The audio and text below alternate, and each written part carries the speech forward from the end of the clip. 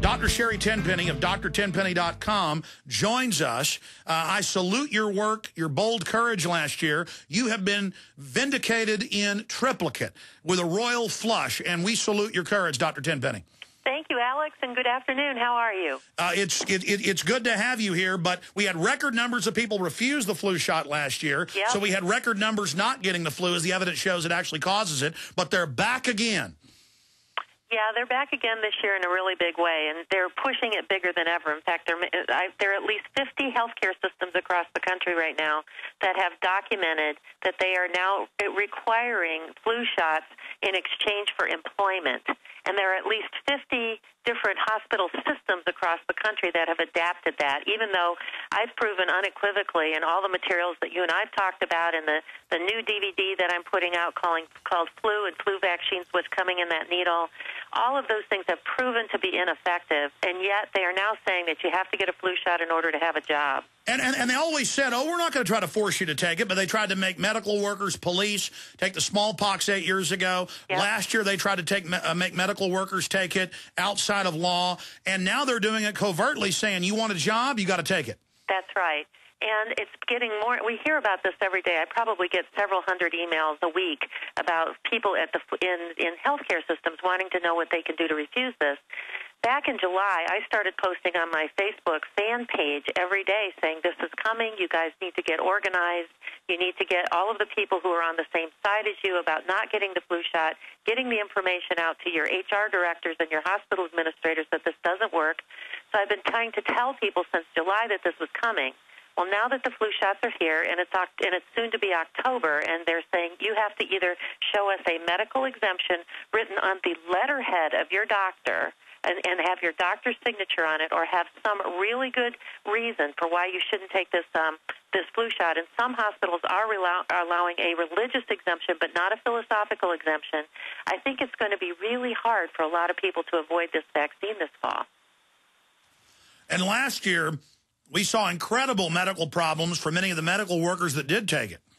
Yes, we did. We saw a lot of people, like you already mentioned in your brief there, about how many pregnant women that ended up having miscarriages. I've heard that the number was more than 3,500 that were actually reported that we know about, that people that had normal developing fetuses, they went in and had a normal ultrasound that afternoon, got a flu shot, which was the H1N1 vaccine, and within days they had a dead baby living in their belly that had to go through a miscarriage.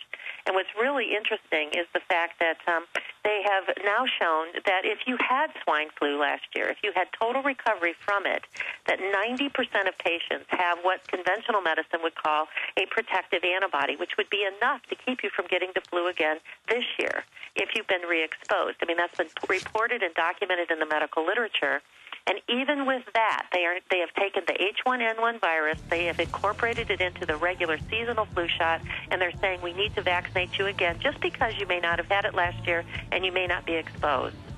So we've got big pharma companies setting the precedent worldwide to forcibly inject Americans, and this isn't even really in the news. It's all being done by stealth because they know how unpopular and illegal this is. They want to isolate people and do it individually to them. Stay with us, Dr. Sherri Tenpenny. I cannot stress to you the magnitude of this, the importance. In this stack of news that I'm going to be going over with Dr. Sherri Tenpenny, we have the Rockefeller Foundation's own documents where they created vaccines added to tetanus to sterilize women. That they want to use vaccines covertly to do this. There is no doubt that's what's going on. Now, from my medical research, and I want the doctor to correct me, but globally the average is about 1/10 of already approved drugs, adverse reactions get reported. When it's something new, it's more like 2%.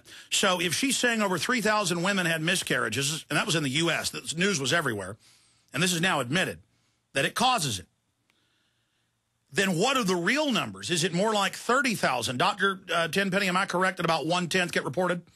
That's been the standard for years, Alex, that they've talked about that less than 10% of adverse events, whether it's from a shot or whether it's from a medication, actually get reported to the government. So those numbers can be astronomical.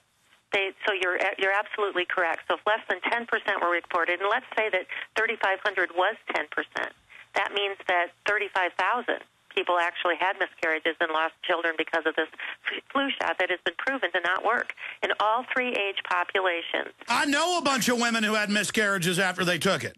Oh, wow. I mean, I'm in restaurants and hear women going, yeah, 2 days after I lost the baby. You think it was the shot? I mean, it's just everywhere. You know, what's really interesting, Alex, is that I've pulled out a lot of material from the CDC. As you know, that's where my research all comes from either from pouring through the CDC's documents or from pouring through the medical literature and pulling out things that don't make the mainstream news. And that each year that people they test people for influenza. So if you've got the flu or flu-like symptoms and you go to the doctor, there are testing stations all across the country that will take a nasal swab and a throat swab and send that to the CDC and say, what is causing this illness? More than 86% of the time, it's being caused by something other than influenza, which means that, from my information, of all the numbers that I've pulled out, in any given flu season, since 1999, all the way so for the last 10, 11 years, the circulating the amount of influenza out there, the virus that actually causes the flu, only causes the flu 13% of the time. So that means that if you get a flu shot, and if it worked at all, by their numbers, it means that it would only keep you from getting sick 13% of the time. So we've got this roaring, raging machine that's trying to push these vaccines, the flu shot, on everybody, whether it's on just the general, everybody. Now we're starting, always before, we had different flu shots. There's 8 different flu shots that are on the market now. 8 different flu shots. Each of them have different ingredients, and there will be different manufacturers.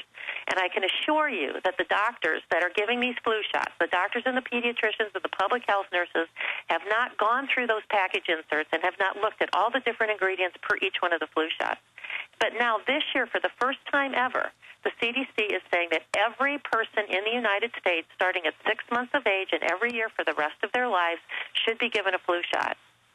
And they also say that the viruses that are in the flu shot have to be a match to the ones that are out there in the circulation to develop an antibody to protect you from getting sick.